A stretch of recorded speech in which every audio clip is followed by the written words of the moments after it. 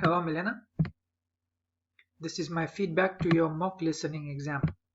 Now first of all, before we get to the paragraphs, let me just say, in your notes, for the exam the only thing we are assessing is not the quality, but whether the notes are different, the final notes are different from the first notes. That's the only thing that concerns us.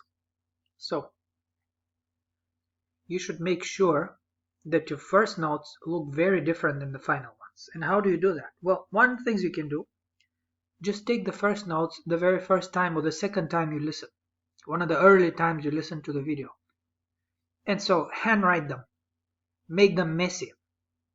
And this is a natural thing. Imagine you're in a lecture room with a speaker talking fast. You're not going to be able to understand, is that a supporting idea, is that evidence, is that the main idea? You're just writing what you hear, and you're trying to cope, because obviously as a writer you write slower than he speaks, so you use abbreviations, you use symbols, you use arrows, all kinds of things, and it's fine if the notes look very messy. Okay, then you can sit down and type up the second notes, make it more organized the way you've done in supporting ideas, evidence, main idea, right? And this will ensure that the final notes look substantially different than the first notes, and that's the only thing we're interested in when we're grading the exam. Okay, and then at the end of the notes, in that same document at the bottom, if you go to the guidelines, you will see that you need to include a short note explaining how your notes changed. What did you do in the final notes? How did you change the first notes? What did you add? What did you delete? What did you do? How did you organize them? It doesn't have to be a very long explanation, maybe 3 or 4 sentences, but that is also part of that document with the notes. Okay, so you should do that for the exam. Now, I read your paragraphs and they're very good. I mean, this one is really excellent.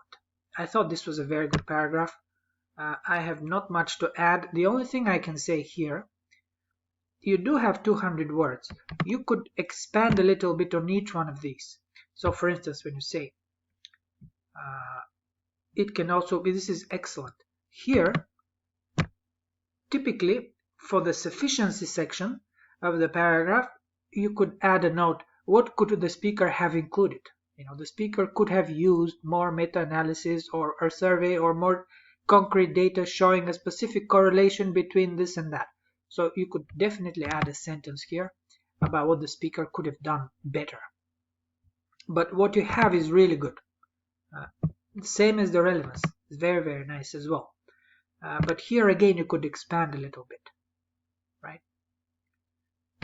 Showing why these limited examples of Leonardo and whatever else he gives, why that's not enough, right?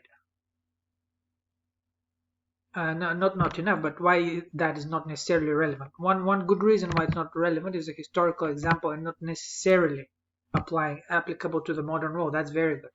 But maybe you can think of something more. Just expand a little bit, because you do have space. And finally, for the representativeness, again, you've said many artists paint for many years, but this does not mean that all originals procrastinate. Sure. In other words, it's not necessarily a typical example. That's what you can say.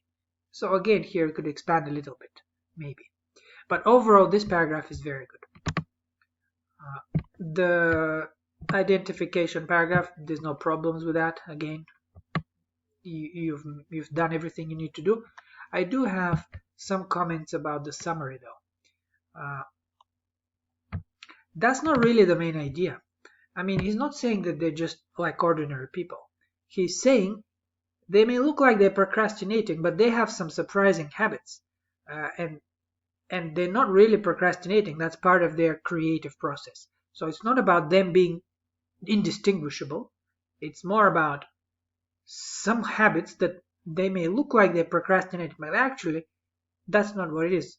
Their habits include this, this, and that. So that's what you can say in the first sentence, right? First habit is they engage in procrastination. Now, another thing I wanted to mention. Remember, in the summary, we do not include evidence and examples, right? So none of that.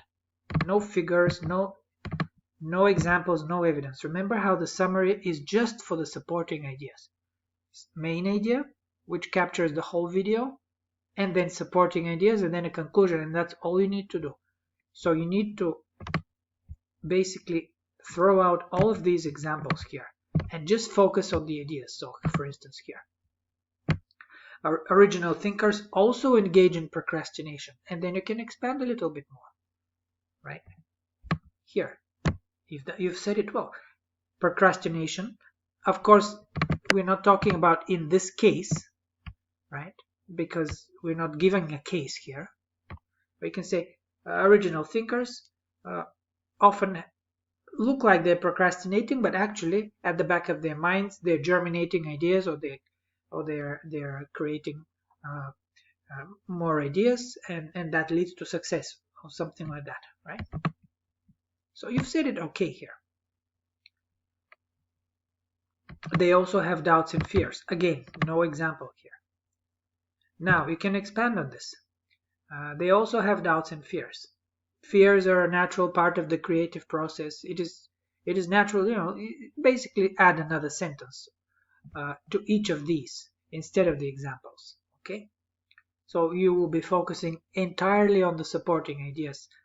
If you need more space, expand a little bit, add another sentence, but do not include examples. Okay, the same with this one.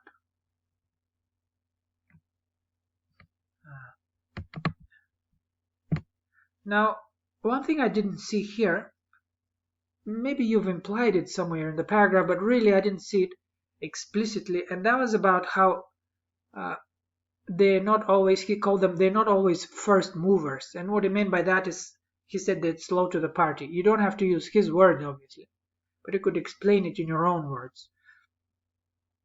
Basically what that meant was original thinkers do not necessarily always create an idea or a service first.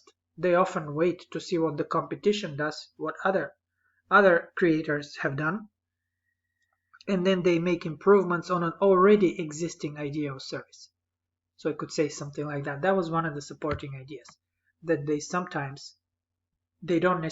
not the first ones to create an idea or a service, right? And again, so this will help you to reach the word limit. Even if you throw out these examples, when you expand a little bit, you'll still need the 200 words, more or less. I like the conclusion. It's a good conclusion. So work a little bit on this, and by all means do not include examples, figures, evidence, stories, none of that in the summary. Just purely focus on the ideas. And if you feel like you don't have enough words, expand a little bit. Okay, and the rest is really quite fine. You've done a very good job here, so no problem. I wish you the very best of luck, Milena, for the exam. You've been a great student, and really all the best. Good luck.